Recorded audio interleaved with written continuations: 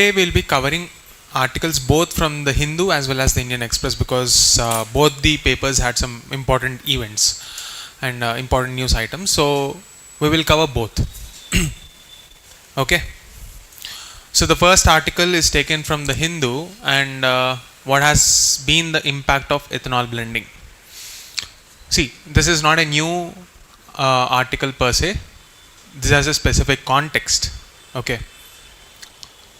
So let me explain the context. You already know what we are talking about. Ethanol blending.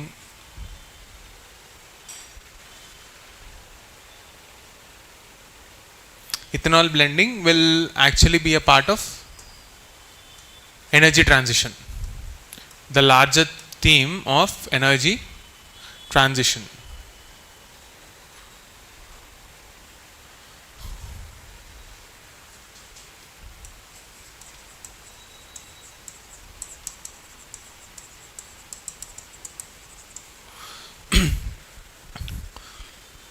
What is this energy transition? A shift away from the fossil fuels towards sustainable fuels and a sustainable economy, where we have the objective of net zero by, right? Now, what is the fuel that we are talking about? Ethanol. Why are we talking about this? What problem is it solving? At present, if you take a look at the fossil fuels, we have roughly around 85% imports. So this is not only economically unviable, it is also environmentally very harmful. Two dimensions, economically, environmentally. So if this is the problem, we are projecting ethanol blending as a solution. So this ethanol blending is a solution to this problem. How much ethanol are we talking about? We are talking about a 20% mix with petrol. So what is the end takeaway when you do this activity? According to the ministry, we will have a reduction in the quantity of the greenhouse gases that will be emitted, and secondly, like we said, 85% of the fuel will be imported, right? So at least a percentage of the cost will be saved. Clear? And this is the advantage projected.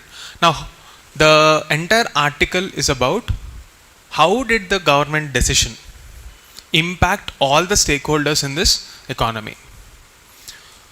So this article is more like an impact assessment. Now, when I say impact assessment, first we have to take a look at the stakeholders. Where is ethanol produced from? From organic material, from feedstock. What is the fuel used? Usually maize and sugarcane, mostly sugarcane. As of now, this is what it is. When you take a look at the biofuel policy, you have various generations of fuels. 1G, 2G, 3G and 4G. Right.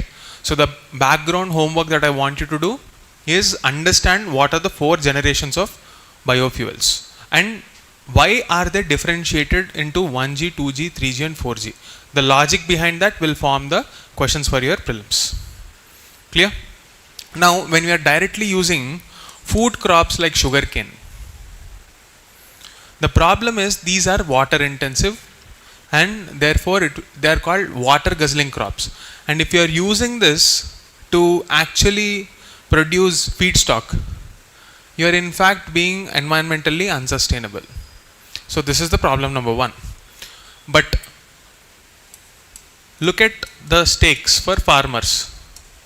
See, when farmers are producing sugarcane, the first avenue of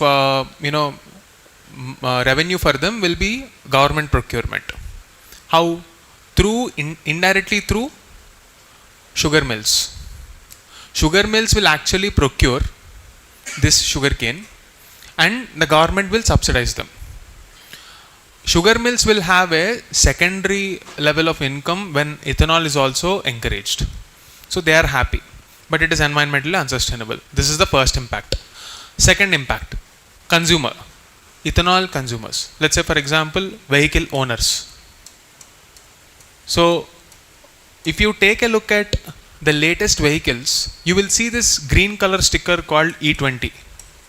It means that the engines are compliant, or they can withstand this ethanol blending of 20%. However, the concern here is older vehicles. They were not designed for this kind of blending. So there will be a drop in mileage. The problem is drop in mileage, and second problem is engine will be damaged. Corrosion will be happening. So these are the risks from consumer side. Second impact. Okay. Now, what are the government bodies saying about this? If you take a look at what Niti Aayog is saying, Niti Aayog thinks that we have to pass on this economic benefit that we are gaining from the reduced cost of the fuel to the consumer.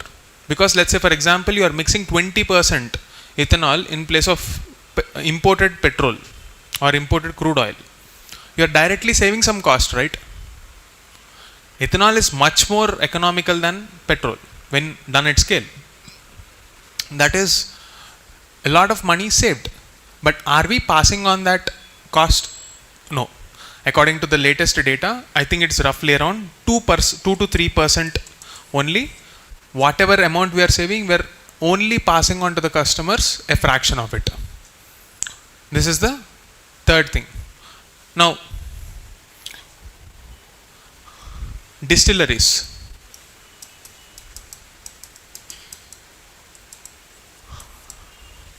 If you take a look at the distilleries and the blending infrastructure, you need to have a, an ecosystem, not just a single machine or a single factory where you can blend this. You need to have an ecosystem across the country where this blending can happen. So, neither the car manufacturers or the vehicle manufacturers nor the distilleries are ready to upgrade themselves, because when you are blending this, that kind of fuel is called the flex fuel.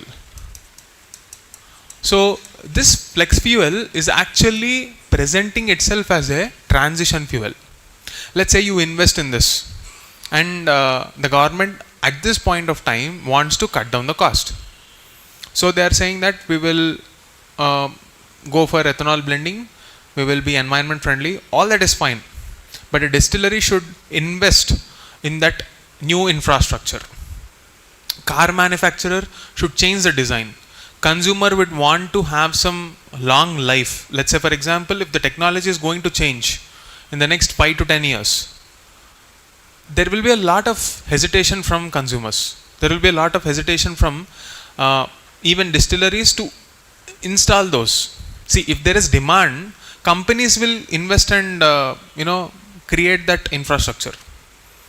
But if there is no certainty that this transition fuel is going to last longer, because on one hand we want to push hydrogen, on the other we are pushing for e-vehicles, and then you are saying we will also push E20. There is no certainty, and that is why there is mixed response from the market, and this is what you have to take away from the discussion. Clear? Done.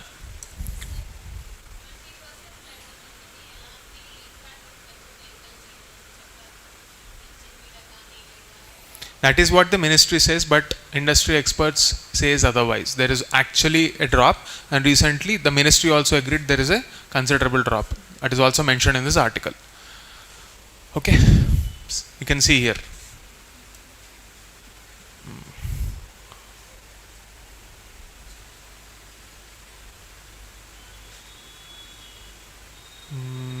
Where is this exactly?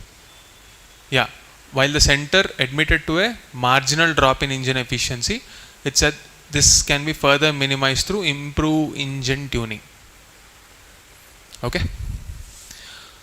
And why is EV not, actually one more point that I forgot to tell. Why are we not able to produce EVs? Because we are depending on imports again. The same problem. We are depending on lithium imports.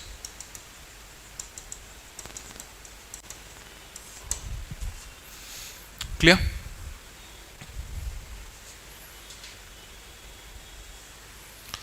See, this article is very important if you are a sociology student and also for GS1 Indian Society. Please note this down. Usually you will not get direct content for society topics. It is the Live Mint and the Hindu which produces unique content for social issues. Okay? And the whole premise of this argument in this article is based on a finding by India Human Development Survey. Please note this source, and this source should be used in substantiation for your answers. Okay? I'll come to the issue, but first note down the source. India Human Development Survey 2.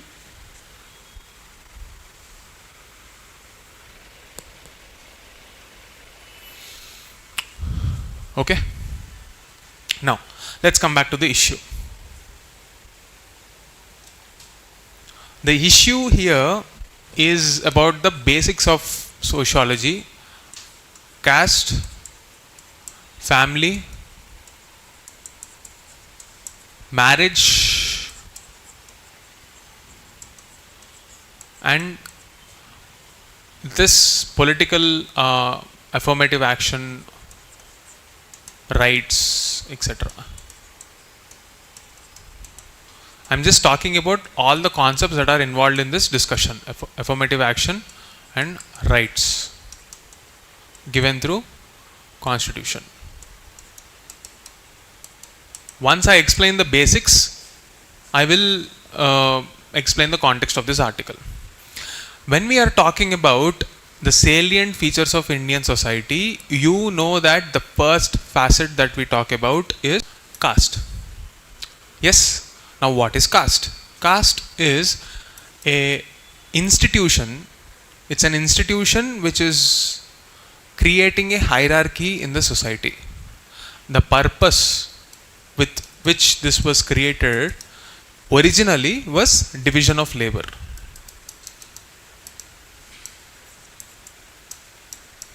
So caste was created more as a institution for efficient allocation of resources historically, but over a period of time it became a rigid social stratification and thereon a social discrimination tool, and this has been a phenomenon for many centuries now. So the modern constitutional ethos gave reservation. For example, affirmative action means all the actions which try to empower and create a level playing field for the either to backward classes or the oppressed classes. Affirmative action refers to all the policies of the government. Among them, reservation is one of them. So do not equate affirmative action to reservation alone. Okay? So we discussed the problem of caste and how government has responded, or the constitution has responded to this problem of casteism. Clear? Now, how is caste linked to family and marriage? So if you want to understand this linkage, you have to know that these two institutions are complementary in nature. If you take a look at the basic facets of Indian society, marriage has been the institution or the mechanism, or in simple words, just to help you understand, it's the vehicle which took the value system from one generation to another generation through family. Okay? So marriage created the institution of family, or marriage perpetuated the institution of family, and therefore you will have the perpetuation of caste as a value too. What do you mean by value? It's a preference. So you will have a scenario in Indian society where caste, family and marriage are interlinked. If there is a perpetuation of the value of caste, it is because it is linked to the idea of family and marriage. Clear? Now, let's go back to this article and what is it saying. We are looking at a phenomenon called honor killing. What is honor killing? Honor killing is a phenomenon where, because of the issue of caste, there is violence against certain individual because the elders do not approve of a marriage where there is marriage between higher caste and lower caste individual. And this phenomenon was already seen in Khap Panchayats. So you had a previous Supreme Court ruling that Khap Panchayats are illegal. Shakti Bahini judgment, as it is famously called. So, one, we understood the concept of caste, understood the concept of family, understood the concept of marriage, we understood the concept of honor killing, and we are linking it to the ethos that this constitution lays down through a Supreme Court ruling. We are saying this is unconstitutional through right to life and liberty established in Article 21. This is the GS2 angle of it. Now we are looking at a reality of the society. There are states like Kerala, Tamil Nadu and other southern states where you see lot of affirmative action and anti-caste movements historically. So what happened as a result of this anti-caste movements? You had an increase in representation. So you have data.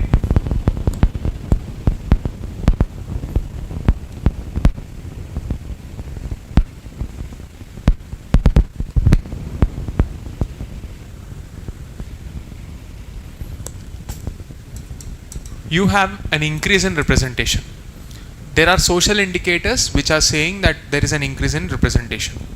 And yet, paradoxically, you will also see an increase in honor killings in these very states.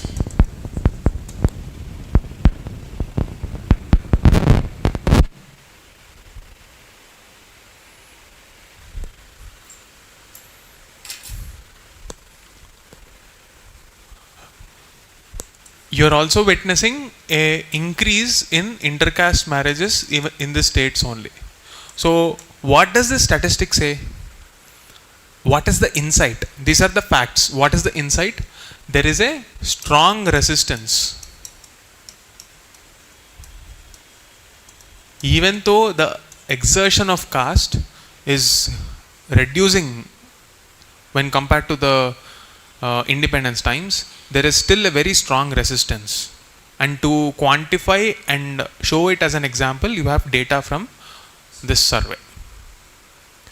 Okay? So in UPSC previous year questions, you have had multiple questions which said that caste is not changing its nature, but it is only changing its form. That went in the direction of politics. So when you're talking about caste and its impact on politics, you will come across two phenomena.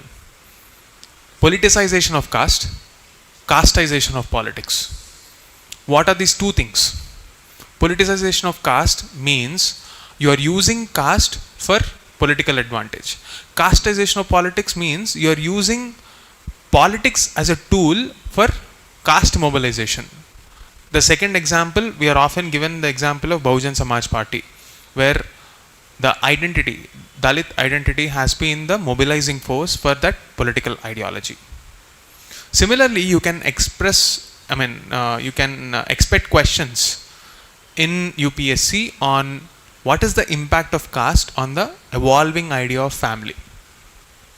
Here you can write this question.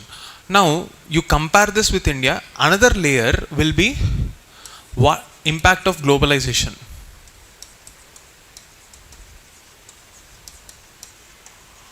What is the impact of globalization on the idea of caste? See, whenever you are talking about globalization, let me explain the concept behind that. Globalization refers to a phenomenon where there is a free flow of ideas and people. Right? Now, when there is a free flow of ideas and people, you will also witness a certain level of exchange between the values that are there in Indian society. There will be resistance, there will be amalgamation, and there will be an exchange. Right? But in the case of caste, what are we witnessing? We are witnessing a trend where in urban areas, even though in our day-to-day life, we are witnessing a trend of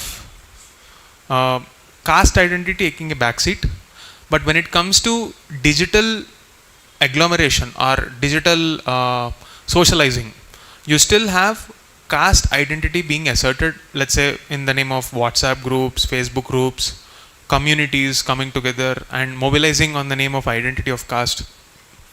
So these phenomenon are a proof that despite globalization, caste has exhibited resilience. And if caste has to be annihilated as Dr. B.R. Ambedkar envisioned, it has to begin with the idea of the concept of family. In a globalized world, when the concept of family is evolving, when the concept of caste is evolving, how is the institution of marriage going to respond to that? Decides how caste is going to see its future. This is what the article says. Clear? You can read this article.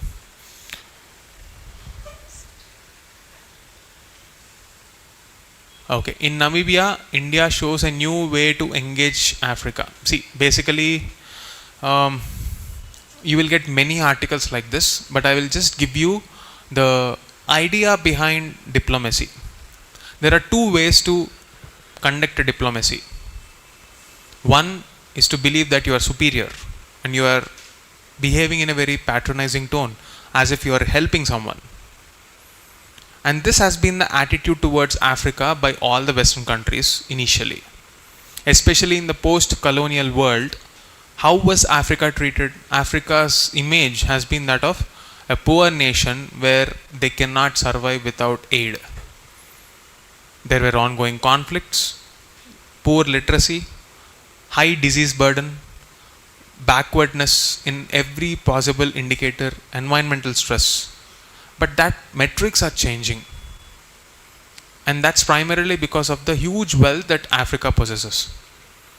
The other day when we were talking about the role of Africa and how China was engaging with it and how we can see opportunity, now you can see how India responded to Namibia here. Basically, this transaction with Namibia or this diplomatic engagement with Namibia is a sign that we are moving away from just aid and we are moving towards engagement, where we are looking at a win-win scenario. When you treat your partner with respect, you are going to get the same respect back. And that is what this article is trying to say. Of course, Namibia and India based question is highly unlikely. You will get an entire Africa based questions. Africa relations are how evolving trends. Or another possibility is cluster of nations, West Africa, East Africa, Central Africa, Sahel region. You can divide the entire Africa into thematic clusters and expect a question. So whatever we are reading with respect to Namibia can be applied to the entire African continent. Because what is common between India and Africa? A shared cultural history of colonial oppression. And that's the common value from which we have to start negotiation with mutual respect and moving away from just not just aid but mutual respect. It is in this context I will also discuss one more philosophy which is taken from Indian Express, a very good philosophy, and it's important even for your ethics. Okay, from same standpoint. Let me go to that. Yeah, this is the article, The Discomfort of Modernity. So there is a philosopher called McIntyre. He passed away recently, and he was a very vehement critic of the idea of modernism. Okay, so let me use this article as a opportunity to discuss the idea of modernism, the problems created by modernism, and how to approach them in ethics standpoint. Clear? Okay, now let us see.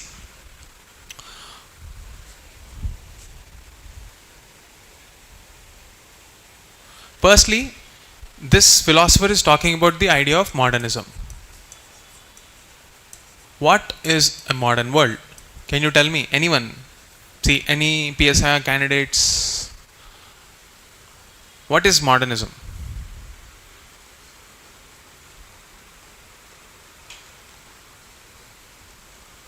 What is considered modern? Is it about technology? It begins with the thought process. So, what is the hallmark of modern world? The so-called enlightenment.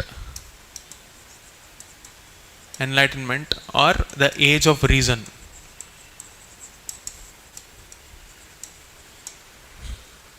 So, the focus is moving away from collectivism of the idea of collectivism. See, when I say collectivism, it's like decisions are taken collectively. So when you are talking about reason, the problem with this idea of collectivism back then was that a single authority was taking decisions on behalf of everyone in the name of collectivism. For example, the church. In medieval Europe, what is good for an individual is decided by the society itself, and that society is nothing but the church, where religion is the authority. So there is a resistance where there were a lot of problems posed by that line of thinking, where we were not encouraging logic but we were encouraging just superstitions and dogma. So as an opposition to that idea, we came up with individualism or liberal ideas. So this age of reason and the ensuing liberal ideas is the first facet of what is called the modern world. Right. The second facet is the entry of markets or consumerism. This is the second facet of the world, modern world. Third is the political philosophy, where the individual emphasis has dramatically risen. We are talking about rights. We are talking about freedom. We are talking about a world where individual is at the heart of all discussions, but not the collective conscience of humanity. And these constitute the idea of modernism. So McIntyre was actually criticizing this idea. Let me give an example. When you take a couple of groups, A versus B,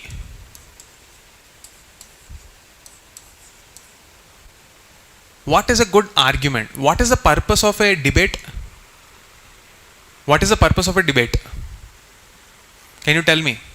See, democracy is a platform which facilitates where you can have two sides having a conversation. Right? What are the facets of this conversation? We have our disagreements, but they all begin with a fundamental assumption of a shared value. unless and until we are coming together at least on some shared common values, the possibility of you arriving at a conclusion or a solution is very low. If you are coming into a debate as if you are walking into a prime time debate of any famous news channel, what ends up happening is two sides start shouting at the top of their lungs and end the show without conclusion. What happens there at the end of the show is a mere sensationalism, but not sense. If you want to pick sense over sensationalism, both the parties should start with a common value that we all desire something to happen. So the methodology can be different. You both agree that democracy should be there. You both agree that a so-called right should be there.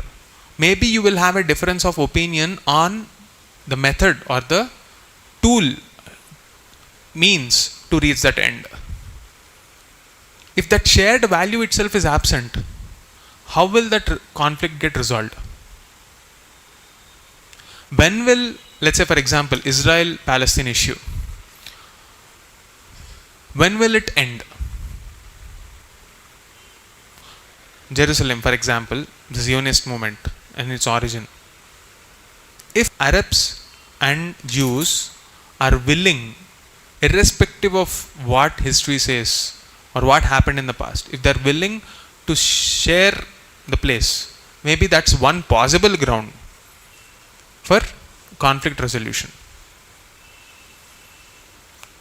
Can you have a dialogue when that common premise is absent? No. When you glorify individualism, you will see a trend where every individual thinks they are unique, just like every other person next to them. And this liberalism will only increase consumerism, and it will only benefit the markets, because you can equate your societal status or social status to the amount of wealth you can have. On the other hand, let's say the opposite of this is Marxism. What is Marxism saying? Let there not be any difference in individuals. Let's not have private property.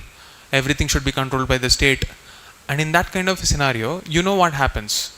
Nobody is motivated to work harder and prove themselves, because if you work hard, you will still get the same thing. Even if you don't work hard, you will still get the same thing.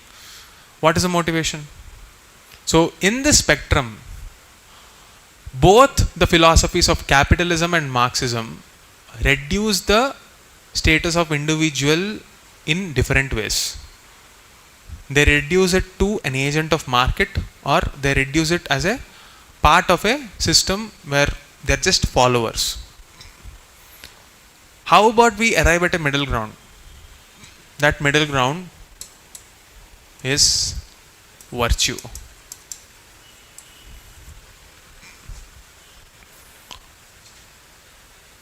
What do you mean by virtue here? You have a shared common value. Let's say for example, when you want to find a solution for a very sensitive topic like abortion, should abortion be looked at from a religious standpoint or from a individual standpoint?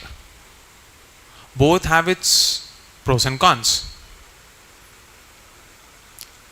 Individuals are free to decide, but should there be an element of morality in that concept?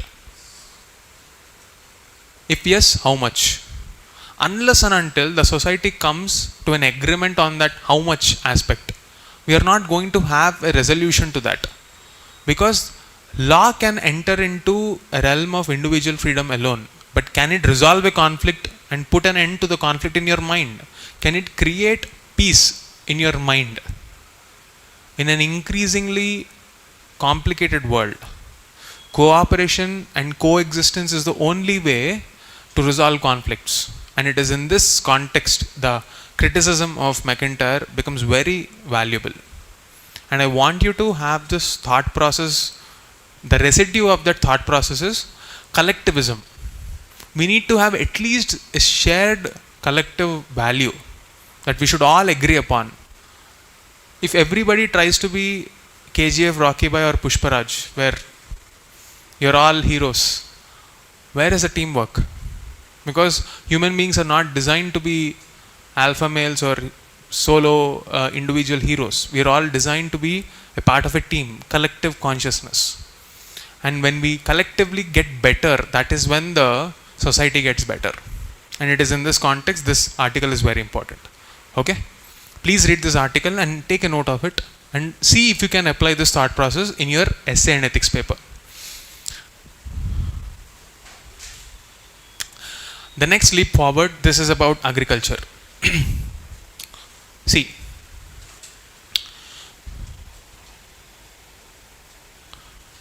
agriculture can be divided into an input, processing and output, or you can even say downstream, midstream and upstream. Whatever terminology you want to use, you can use. Entire agriculture is about dividing the stakeholders and the processes within these brackets. So let's say, for example, when you say inputs, it is about land or soil, seeds, fertilizers, mechanization,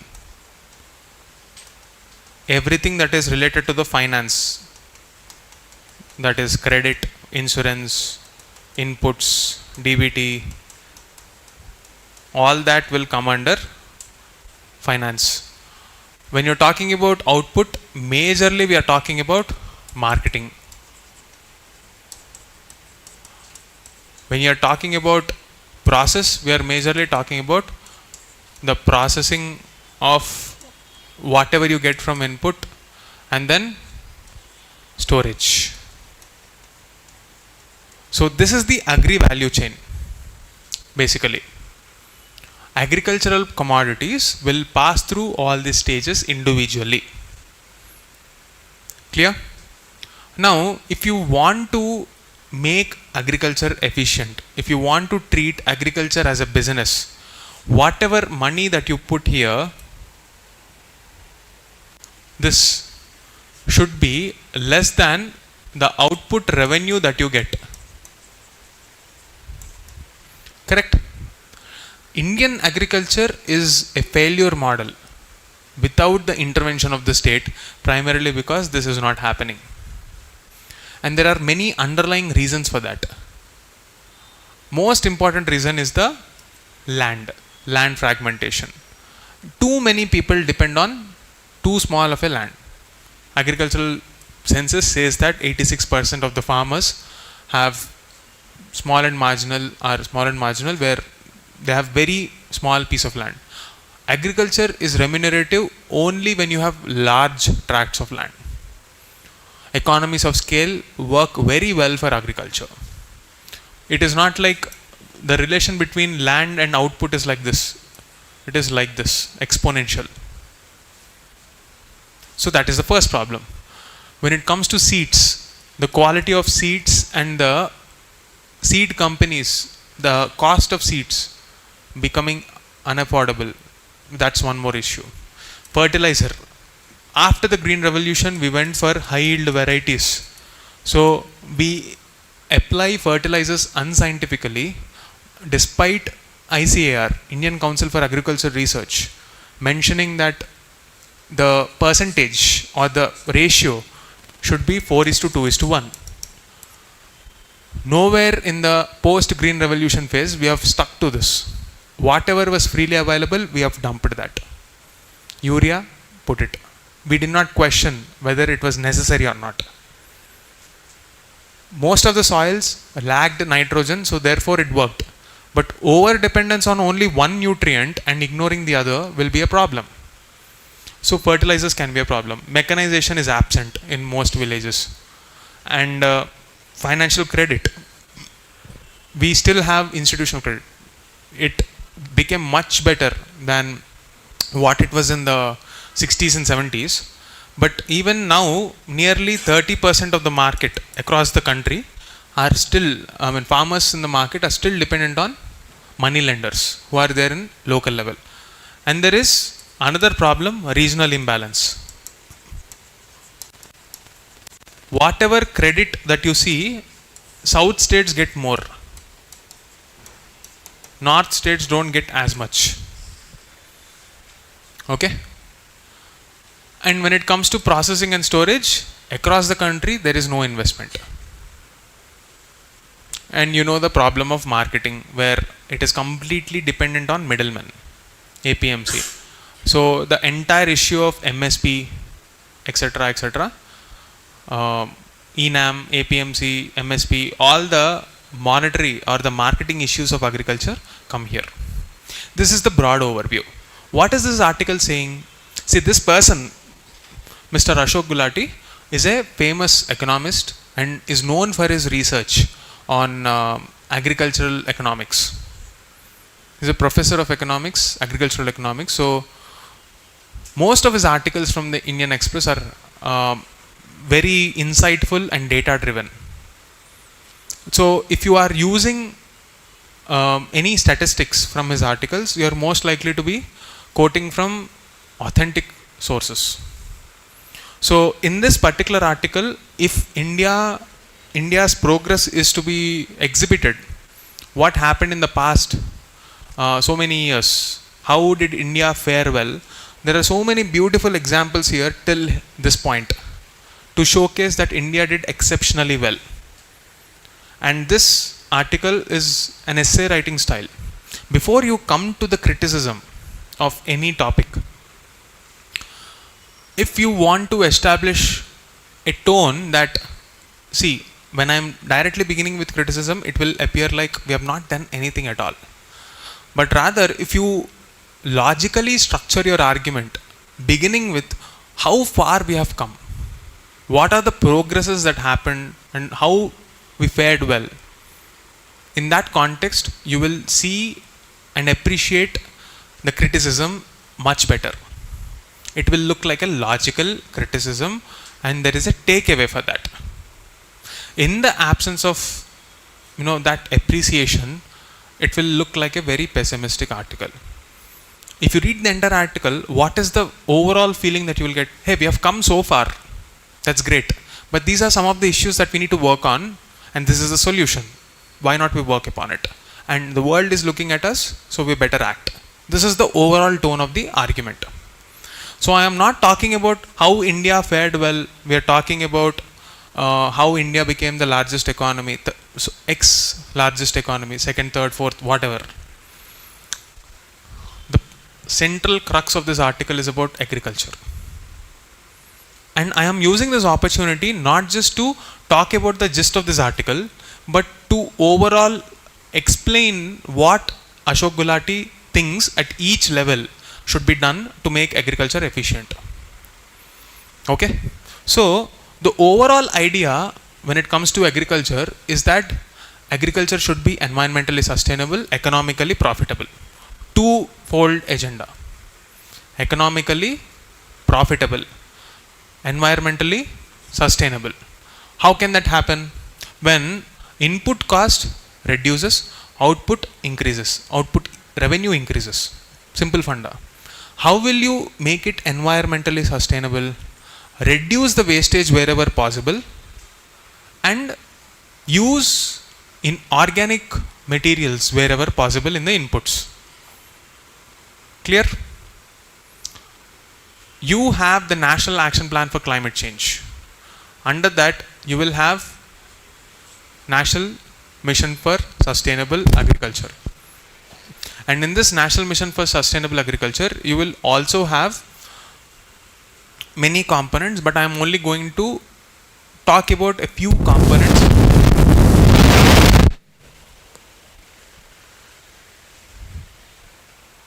I'm only going to talk about a few components where this seeds, fertilizers, etc. can be biodegradable or environmental friendly.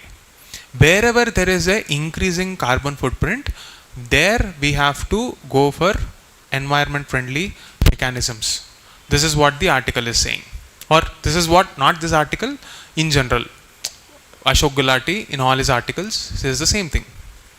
Okay, so in this specific article he calls for increase in R&D. Okay, where will this money come from? This money will come from the fact that we are subsidizing our agriculture where input cost is less than or greater than our output. So all the wasteful expenditure, let's say for example, you have National Food Security Act. Under this, we are saying that 67% of the population, 67% of the population is actually under the Food Security Act. So this is a huge cost. For this you will have PDS, Public Distribution System, and through MSP government is procuring and funding Food Corporation of India to procure wheat and rice,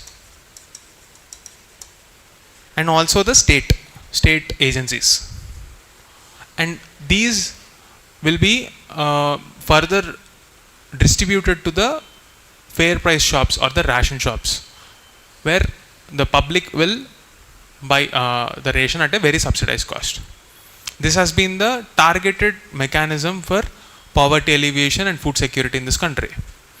But various studies show that nearly 50,000 crore worth food produce is lying wasted in Food Corporation of India. Either it is dumped in the ocean or allowed to rot.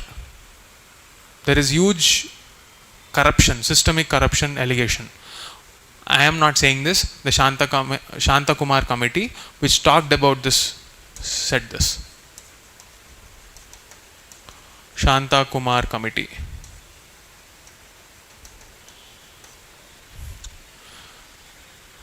So we need to rationalize our subsidies. We have to identify our beneficiaries properly. Are you really saying that 67% of the population is buying ration shop wheat and rice?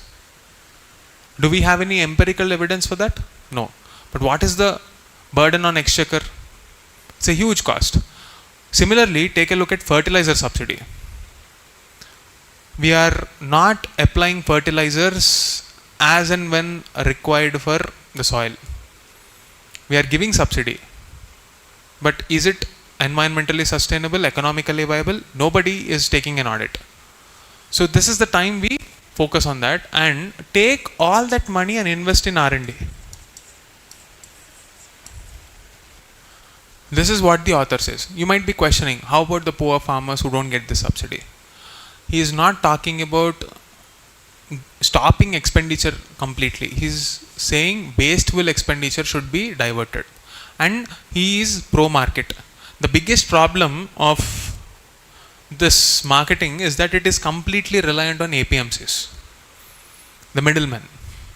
For example, you take any horticulture crop, any fruits or vegetables, you will only see that 20 pies for every rupee revenue earned through horticultural produce will be reaching the farmer. Rest 80 pies is going to the middleman. How to increase this share is the problem statement that Ashok Gulati poses. And the answer to that is farmer produce organization or cooperatives. So the answer for marketing will be either farmer produce organization or cooperatives. So what is cooperative? A model like Amul, where all the farmers come together, put that produce in the basket, sell it, market it, and share the profits. What is an FPO? It is a group of farmers coming together and establishing a for-profit company. A case study for this in Maharashtra is Sahayadri FPO. And a case study for this is, of course, Amul. Right now, one more thing that this author advocates is that we have to move towards crop diversification. It has twofold benefit: environmental, economical. Environmental because biodiversity will be conserved, monocropping risk will reduce. Two, economical because it will diversify up commodities and we will be able to find newer markets. But to sustain this, you need investments in infrastructure, both digital as well as physical. This explains the entire issue of agriculture in entirety, and this is how you should study agriculture. No other question is possible on this. Clear? I am talking about how agriculture can contribute to the vision of Vikasit Bharat in 2047. Clear? When you are discussing agriculture in detail, at each step you might have further topics, like say for example, how can we reach to the supermarkets, how can downstream marketing be made efficient. That is beyond the scope of this discussion, but the overall vision is this. I hope you understood. Clear?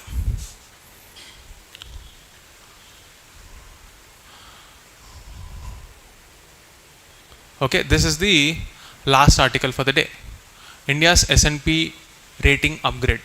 Basically, you have Standard and Poor, which is a credit rating agency.